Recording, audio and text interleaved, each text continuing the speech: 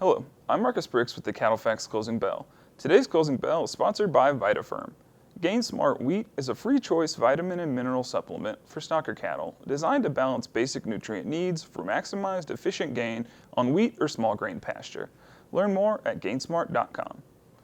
On Thursday, the U.S. dollar index closed at its highest price since July 15th and then pushed above 108 in Friday's trade. The euro, which makes up the majority weighting of the dollar index, once again reached parity with the U.S. dollar, putting the two currencies at equal value for only the second time since 2002. The dollar to euro price relationship demonstrates the demand for U.S. dollar-denominated goods in the EU, namely energy products like liquefied natural gas and crude oil.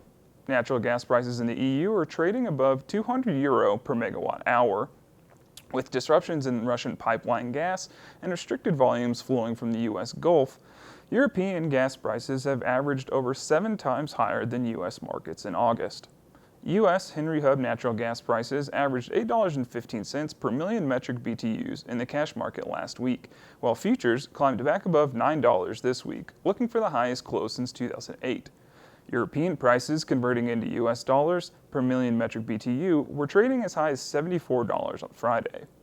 While natural gas has climbed back into record territory, crude oil is experiencing near-term price pressure, with spot WTI not finding a close above its 20-day moving average since June 16th.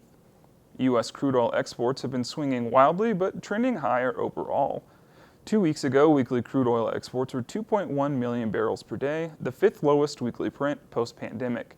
Then, last week, exports rebounded, shipping at a pace of 5 million barrels per day, the highest recorded in the dataset. U.S. petroleum exports averaged 13% higher year over year from March to May. U.S. exporters have lost market share in China and India as Russian crude oil floods into those markets. Large shipments of U.S. oil have been diverted to Europe instead, and to a lesser extent, South America.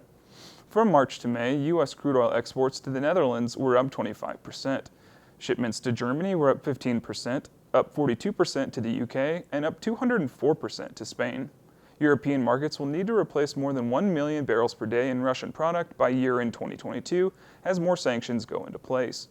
While spot market WTI has declined 30% from the spring highs, the spreads remain in backwardation long into 2023, reflecting tight supplies. Spot crude oil will close the week down around 1.5%, while spot natural gas is up 5%. Spot corn futures will close 1% lower this week, with spot soybeans losing 2.5%.